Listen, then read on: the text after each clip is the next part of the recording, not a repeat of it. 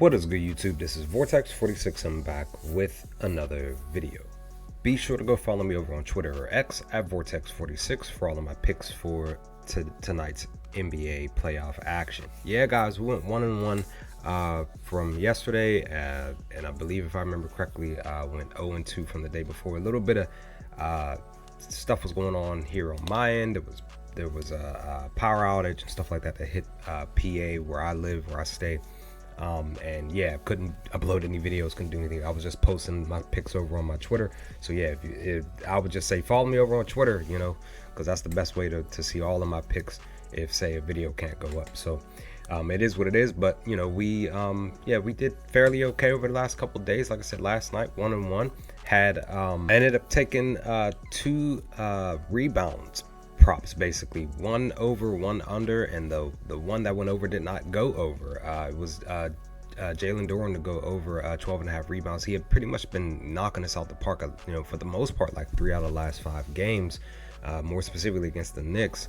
He had back-to-back games. I think he had the one game at 17 rebounds, and the game prior to this one, 14. And I was like, well, maybe he can probably do it again one more time, but that didn't happen. I really should have looked at Karl-Anthony Towns, because he was the one that had 15 rebounds. So what can you do when Duren finished with 6, if I remember correctly? So he got shut up, but he did score 21 points. So if I had taken Duren's player prop for points, I would have worked out. But what can you do? But the under, I faded Zubac on his 12.5. Same thing with Duren, 12.5 rebounds, because he had been struggling to grab rebounds over the last few games when it's pertaining to going against Joker and, you know, the Nuggets. And that one cashed. He went under his rebounds, and that worked out. I think he finished with 6 as well, if I remember correctly. So yeah, like 1-1, I'll take it. And the hope is that we go 2-0 or 1-1 tonight with the 2 lock picks. But let's dive into 2 lock picks for this one game. Houston at Warriors, game 6. Warriors can close it out tonight. Maybe they will. Maybe, we'll see. But I have 2 lock picks here specifically for this game here specifically, when it's pertaining to the picks. So using Outlier behind me. So the one specific pick that I'm doing, going back to the well with this one, it's been roughly, I think, 3 days since the last time I did this pick. So I'm going back on DraftKings. This is not on Outlier, but I decided to go with this one. This is going to be the riskier bet, I kind of feel like, for this pick. Again, the hope is that both of these picks hit, but I'm going to go on ahead and I decided to take this is a -115 value for both teams to score 98 points. Again, this is a risky pick. Why? Because the Warriors have hit over 98 points, if I remember correctly, 3 times out of this series, while the Rockets, I believe they've only hit it once. Double checking here, making sure that I'm not off track. So no, I apologize. Yes, no, I apologize. So it was twice. So it was the last 2 games. It was game 5 and game 4. The Rockets scored 116 in game 5 in the loss, and then 109 in game 4 in the win at home.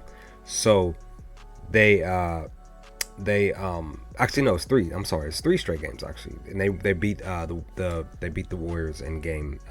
No, I'm sorry, I'm looking at the Warriors schedule. So the Warriors shut them down. So I apologize. The Warriors.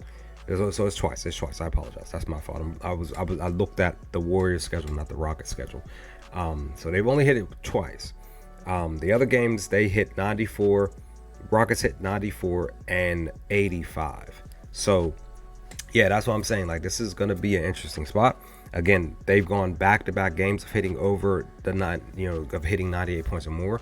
So the hope is that this 3rd game on the road, they'll do it. So we'll see what happens. And the other pick, I'll just do it here on Outlier, is a player prop. Going back to the player prop, I'm going to try to, and I'm deciding to go with the player that actually did do his thing, technically is doing his thing when it's pertaining to passing here with assists, because the last pick that I had was for Jimmy Butler, because he had been like diming, basically averaging roughly like 6 assists within a 4 game time span. But I'm going to go on ahead and take Alfred Sengun for 4.5 assists. This is plus value, plus 110 over on Bet365. So the last 10 games he's averaging 5.3 assists. The last 5 games he's averaging 5.2. And when it's pertaining to his position, the Warriors are allowing 4 assists, 3.7. I personally believe, because the last 2 games alone, Sengun has had, last game he had 9 assists, the game prior to that he had 5. The game prior to that he had 4, and then the game prior to that he had 7. But he did have 1 and on the 20th, but I believe that was during the I want to say that was during the final season, but I could be wrong. That could be the first game, but actually it is game 1. He had 1, so but that was at home. So when it's pertaining to being on the road, you know, he's hovering around 5. He had 5 in game 4 and 5 in game 3, 4 in game 3. So it's like 1 and 1. So I feel like he can get this 5 assists tonight. We'll see what happens. The hope is that he does.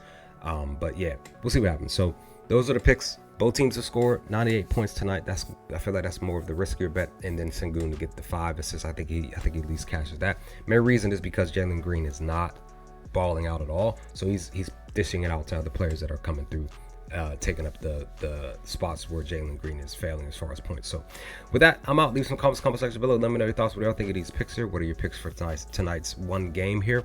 And I will hopefully talk to you all with my video for tomorrow's games to come soon. Peace, guys.